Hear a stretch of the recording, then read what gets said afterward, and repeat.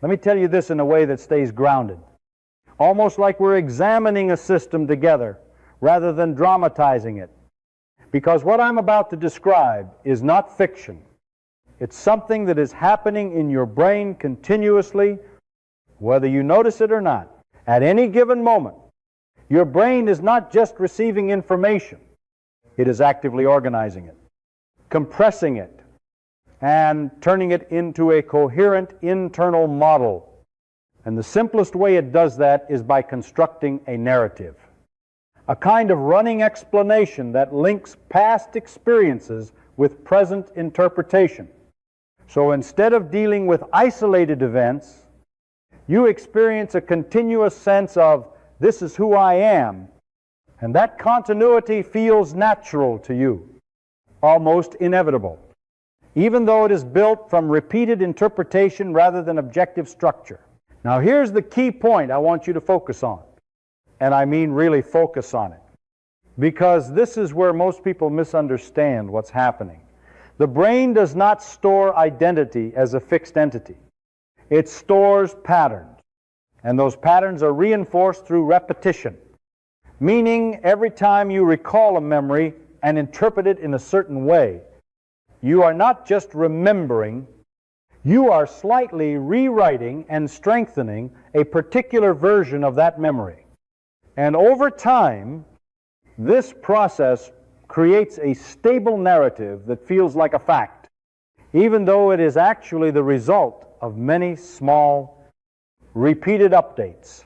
So when you say something like, I've always been this kind of person, what you're actually doing is summarizing a pattern that your brain has learned to recognize and prioritize. And because that pattern has been activated many times, it becomes the default pathway, the easiest route for your thoughts to follow. And this is not metaphorical. It corresponds to real neural reinforcement, where frequently used connections become more efficient, making certain interpretations faster and more automatic than others. Now I want you to notice something happening in real time, because this is not just theory. It's observable if you pay attention. When a new situation appears, your brain does not evaluate it from scratch. It quickly maps it onto existing patterns, asking, in effect, what is this most similar to? And then it applies the corresponding narrative, which means your reaction is shaped less by the raw event and more by the story your brain has learned to associate with similar events in the past. This is why two people can experience the same situation but interpret it completely differently, because they are not operating from the same internal narrative structure. And once a particular narrative becomes dominant, it starts to act as a filter, selecting which details you notice and which ones you ignore, reinforcing itself in a feedback loop that makes it increasingly stable over time. And here's where it becomes particularly important for you to understand, not just intellectually, but practically. Because this narrative operates automatically, it often goes unquestioned. And when something is not questioned, it begins to feel like an inherent property of reality rather than a constructed model. So the distinction between this is how things are and this is how I interpret things becomes blurred and eventually disappears from your awareness. But if you slow down just enough, you can begin to detect the process itself. You can notice that what appears to be a direct perception is actually mediated by interpretation. And that interpretation follows patterns that have been reinforced over time. And once you see that clearly, even briefly, you start to realize that the story you keep telling yourself is not a fixed truth, but a dynamic system, one that is continuously maintained by repetition, and therefore, in principle, capable of change. Now let's take the next step, and I want you to follow this carefully, because this is where something subtle turns into something structural. And once it becomes structural, it begins to define what you call yourself without ever asking for your permission. A memory by itself is just a record of an event. But your brain does not store it as a neutral recording. It stores it together with context, interpretation, and emotional weight. And every time you revisit that memory, you are not simply accessing it, you are actively reconstructing it. And in that reconstruction, the interpretation matters more than the event itself, because the brain prioritizes meaning over accuracy. And meaning is what allows it to predict and respond efficiently. Now here is the mechanism that transforms something as simple as a memory into something as influential as identity: repetition. Not repetition of the event, but repetition of the interpretation. Because each time you recall a memory and explain it to yourself in the same way, you strengthen a specific pattern of association. And over time, that pattern becomes easier to activate, faster to access, and more dominant compared to alternative interpretations that could have existed but were not reinforced. I want you to think about this in practical terms, not abstractly, because this is happening in your mind constantly, even now as you listen to me.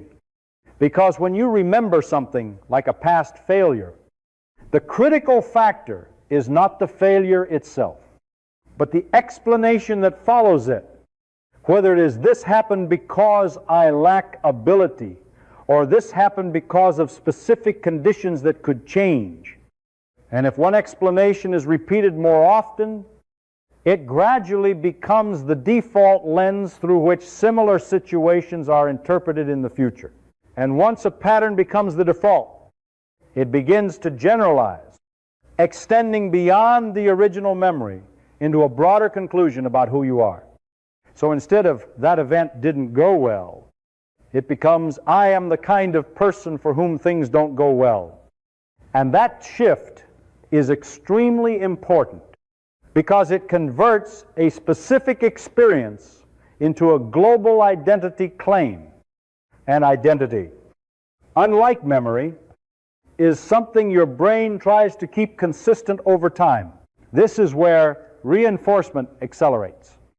Because once an identity level statement is formed, your brain starts to operate in a way that preserves it, selectively noticing evidence that confirms it and downplaying or ignoring evidence that contradicts it.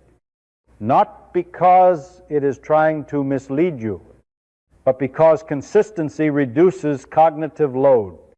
And a stable internal model allows faster decision making, even if that model is incomplete or biased.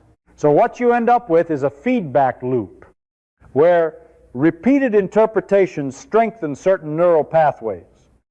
Those pathways make similar interpretations more likely in the future. And those interpretations continue to reinforce the same identity, creating a system that maintains itself over time with very little conscious involvement from you.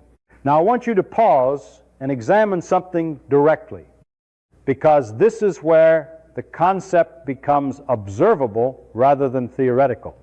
Think about a statement you have made about yourself more than once, something that feels obviously true. And ask yourself not whether it is true, but how many times you have repeated it, because frequency is often mistaken for accuracy. And the more a particular interpretation is rehearsed, the more familiar it becomes. And familiarity in the brain is often processed as truth. And this is the critical transition. The point where memory stops functioning as a record of the past and starts functioning as a generator of identity. Because once a pattern of interpretation has been repeated enough times, it no longer feels like something you are doing. It feels like something you are. And when that happens, the distinction between I remember this and this is who I am quietly disappears, leaving behind a stable, self-reinforcing narrative that guides your perception, your decisions, and your expectations without ever announcing itself as a constructed process. Instead of starting from the brain as a system again, let's begin from something you can actually observe happening in real time, because this part only makes sense if you see it directly rather than treating it as another explanation layered on top of the previous ones. Imagine a moment when you try to think differently about yourself, not in a vague motivational way, but in a very specific shift.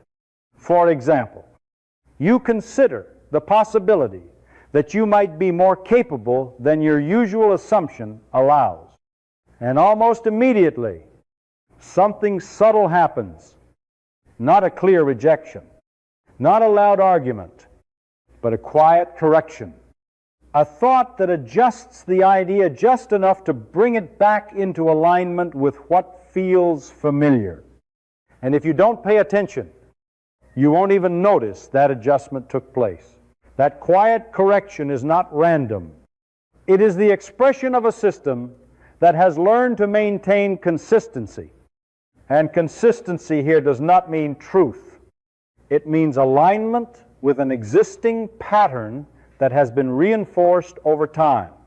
So when a new interpretation appears that does not match that pattern, the system does not immediately replace the old one. It first attempts to absorb the new input in a way that preserves the overall structure. Now, this is where the idea of the subconscious protecting the familiar self becomes precise rather than metaphorical. Because what you are observing is a continuous process of error correction, where the brain compares incoming thoughts with its established model. And when there is a mismatch, it reduces that mismatch by adjusting the interpretation rather than updating the model. Since updating a core identity level model requires more energy and introduces more uncertainty than maintaining it. You can see this clearly if you track how you respond to contradictions. Because when evidence supports your existing self-concept, it is accepted with very little processing. It feels obvious, almost expected. But when evidence challenges it, the response becomes more complex, involving reinterpretation, justification, or delay. And this asymmetry is not accidental. It is a direct consequence of how the system prioritizes stability over revision. And what makes this process particularly difficult to detect is that it operates below the level of deliberate reasoning. It does not present itself as a decision you are making. It presents itself as a natural conclusion. So instead of experiencing it as, I am choosing to reject this new perspective, you experience it as, this new perspective doesn't quite fit. And because the feeling is immediate and familiar, it is rarely questioned. Over time, this mechanism creates a kind of boundary around your identity. Not a fixed boundary, but a dynamic one that continuously reshapes incoming information so that it remains compatible with the existing narrative. And this is why, even when new experiences occur, they often get interpreted in ways that reinforce what you already believe about yourself, rather than expanding or changing that belief. Now consider what happens when you try to move outside that boundary, because this is where the resistance becomes noticeable, not as something dramatic, but as a gradual pullback toward familiar interpretation, a tendency to default to previous explanations, even when you are aware of alternative ones. And this pull is not a sign that the old narrative is correct. It is a sign that it has been reinforced more consistently and therefore requires less effort to maintain. So what you are dealing with is a system that continuously edits your perception in order to preserve coherence. And coherence, from the system's perspective, is more valuable than accuracy, because it allows for faster, more efficient processing. And once you see that clearly, you begin to understand that the protection of the familiar self is not an obstacle placed in your way, but a built-in feature of how your mind maintains a stable model of who you are. Even if that model is incomplete, let's shift the angle slightly, because up to this point, you've been looking at the structure of the system. But now I want you to notice the interface, the place where all of this actually becomes visible to you. And that is your stream of thought, the continuous flow of internal language that seems to describe reality but is, in fact, constructing a version of it in real time. When a thought appears, it rarely presents itself as a suggestion. It arrives with the tone of a conclusion, something that feels already resolved, already understood. And because of that, you tend to treat it as a direct reflection of what is true, rather than as an interpretation that has been generated by underlying processes you do not directly observe. And this is the point where narration becomes indistinguishable from reality. Now I want you to pay attention to the structure of a single thought, not its content at first, but how it functions. Because most thoughts are not raw perceptions. They are compressed explanations, short statements that summarize a situation in a way that is consistent with your existing patterns. And once that summary is formed, it quickly replaces the more complex, ambiguous reality that it was derived from, giving you a sense of clarity that is often mistaken for accuracy. For example, instead of holding multiple possibilities about a situation, your mind produces a single line of interpretation, something like, "This is how it is." And once that line is accepted, it begins to guide your attention, filtering incoming information so that it supports the narrative while discarding or minimizing what does not fit. And this happens so quickly that you experience it as immediate understanding rather than selective processing. The important shift here is not to stop thinking or to reject thoughts, but to recognize their role, to see that they are part of a representational system, not the reality they describe. And this distinction, while subtle, changes how you relate to them. Because once you see a thought as narration, it loses some of its authority. It becomes something you can examine rather than something you automatically follow. This does not mean the thoughts disappear or that they become less frequent. In fact, they continue to arise in the same way, shaped by the same patterns and reinforced pathways, but your relationship to them begins to change. Because instead of being fully identified with each interpretation, you start to notice the process of interpretation itself. The way a situation is quickly converted into a familiar explanation that aligns with your existing narrative. And when you observe this carefully, you begin to see that what you previously considered a stable sense of self is actually maintained through this ongoing narration, through repeated statements about who you are, what things mean, and what is likely to happen next. And because these statements are continuously generated and accepted, they create the impression of consistency, even though they are being reconstructed moment by moment. At this point, something interesting happens. Not as a dramatic shift, but as a gradual change in perception. Because once you recognize that thoughts are narrations, you also recognize that multiple narrations are possible, that the same situation can be interpreted in different ways depending on which patterns are activated. And this introduces a degree of flexibility that was not visible before, not because the system has changed, but because you are no longer treating its output as fixed. So the key here is not to replace one thought with another immediately, but to become aware of the fact that what appears in your mind is a constructed explanation, shaped by repetition and reinforced over time. And that awareness creates a small but significant gap between the generation of a thought and your acceptance of it. And in that gap, even if it is brief, the narrative begins to reveal itself as something that is being produced rather than something that simply is. Now we come to a point where understanding alone is no longer sufficient, because once you recognize that your current sense of self is maintained by repeated narration, the next question becomes unavoidable. What happens if you deliberately introduce a different narrative? One that does not fully align with the patterns your system has been reinforcing so far. At first, this might seem straightforward, because if identity is shaped by repeated interpretation, then in principle, you could begin repeating a new interpretation, a different way of describing who you are.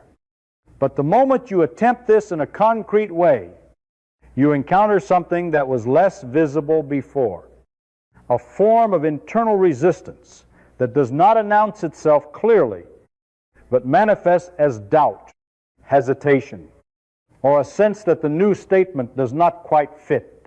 This reaction is not arbitrary.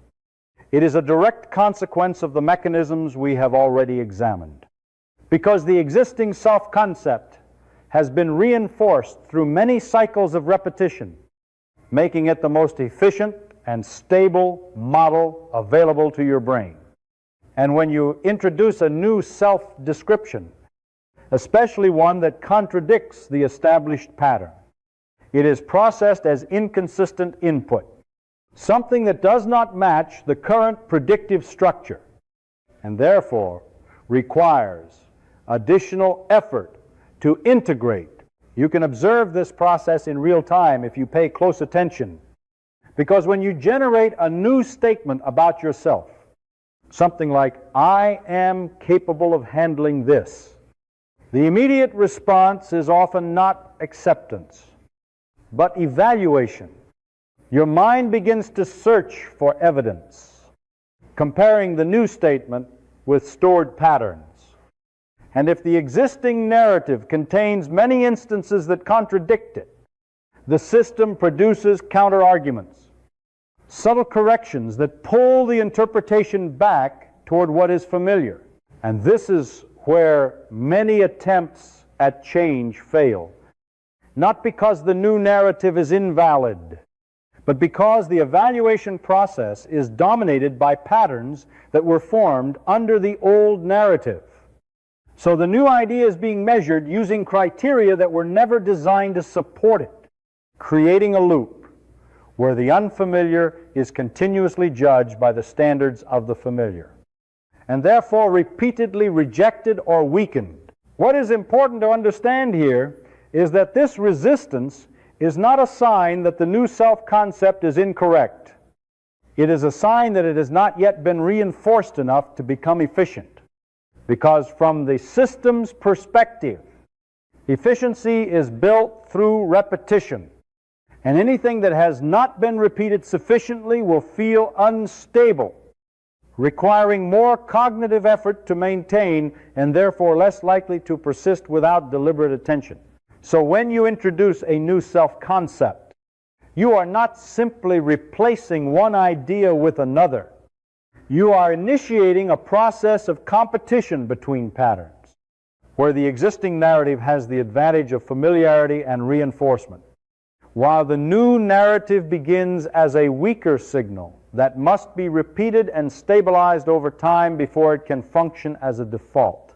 This means that the initial phase of change is inherently asymmetric, because the old pattern operates automatically, requiring no conscious effort, while the new pattern requires active reinforcement. And during this phase, it is common to experience fluctuations, moments where the new interpretation seems plausible, followed by reversion to the old narrative. Not because the process is failing, but because the system is still dominated by previously established pathways. If you observe this without misinterpreting it, you begin to see that what feels like inconsistency is actually a transition between competing models. And the outcome of that transition depends less on a single moment of insight and more on the frequency and consistency with which the new narrative is activated. Because each activation contributes to the gradual strengthening of an alternative pattern. So the key shift here is not to expect immediate alignment, but to recognize that introducing a new self-concept is a process of reinforcement under resistance, where the presence of resistance is not an obstacle to be eliminated, but an indicator that the system is encountering something unfamiliar. And that unfamiliarity, if sustained through repetition, is precisely what allows a new pattern to eventually become stable enough to be experienced as part of who you are. Now, instead of focusing on the effort of maintaining a new self-concept, let's examine what begins to change once that new pattern is repeated enough times to stabilize. Because at a certain point, the process is no longer about forcing a different interpretation. It becomes about how that interpretation starts to operate automatically, in the same way the previous narrative once did. When a new story about yourself is activated consistently, it does not simply sit in your mind as an isolated idea.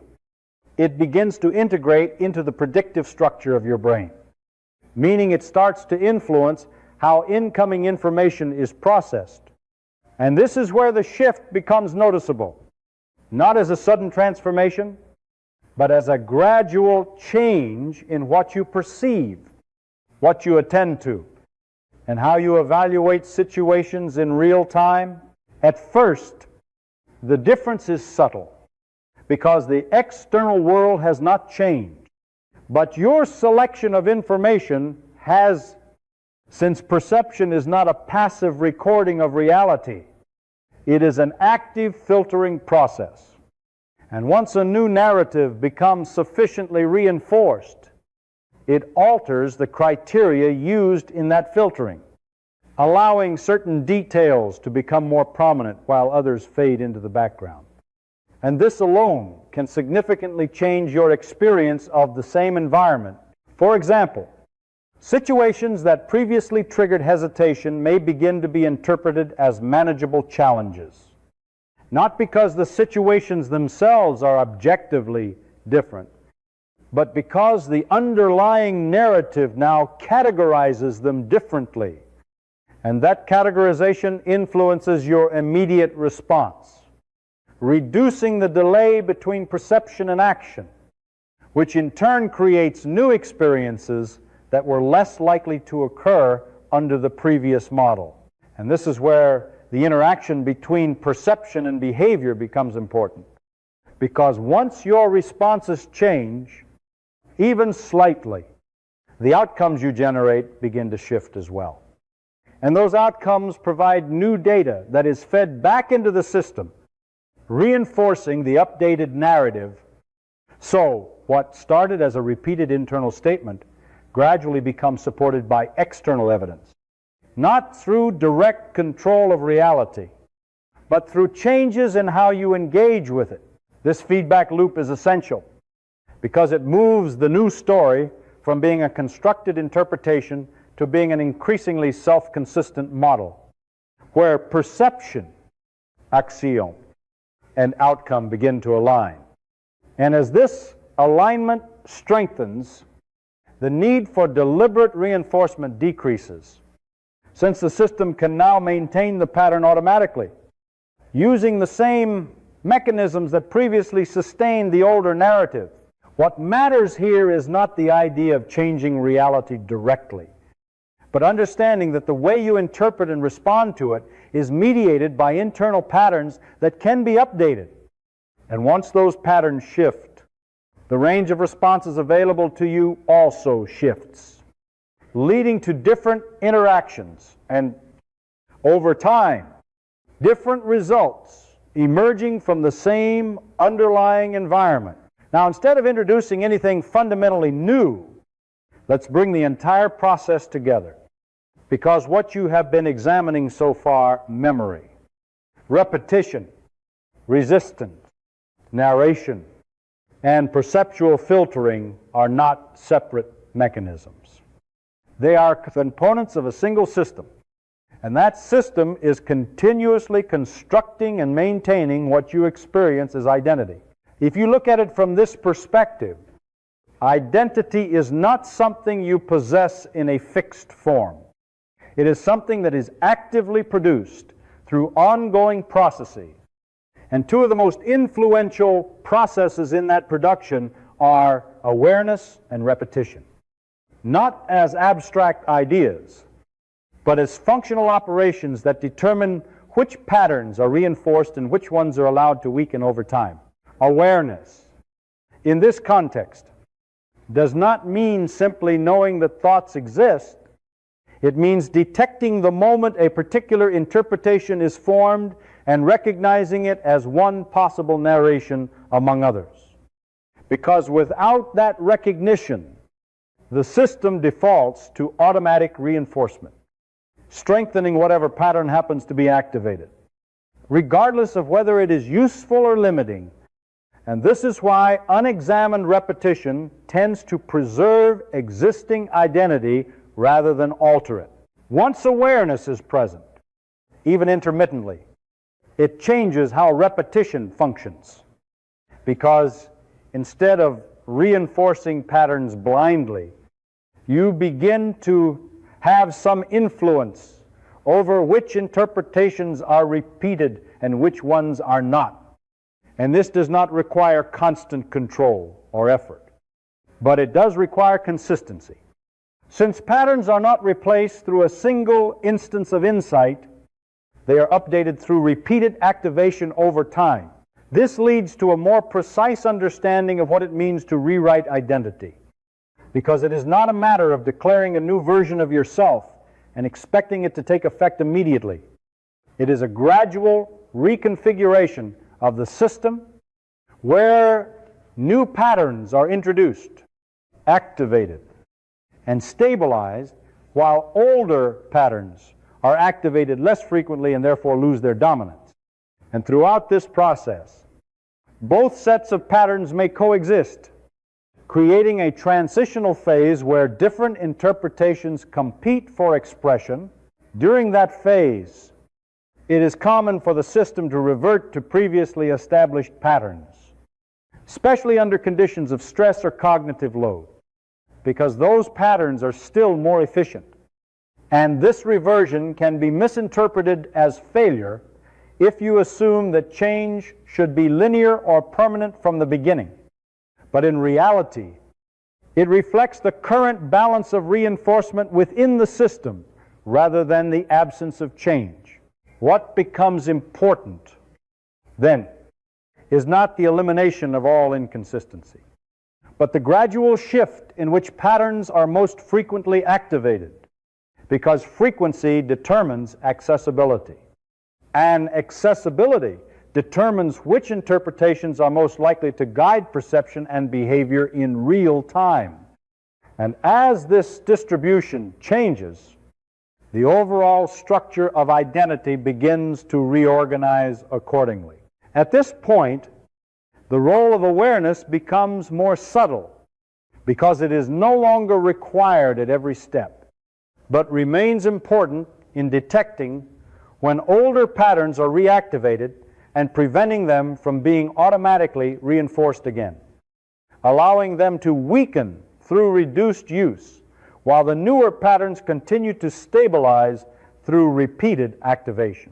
So the process you are observing is not a sudden transformation, but a gradual redistribution of reinforcement across competing patterns, guided by intermittent awareness and sustained through repetition. And over time, this redistribution alters the default interpretations that arise, which in turn changes how experiences are processed without requiring constant intervention. what you end up with is not a completely new system, but a reweighted one, where different patterns have become dominant. And because those patterns now operate with the same efficiency as the old ones once did, the identity they produce feels natural.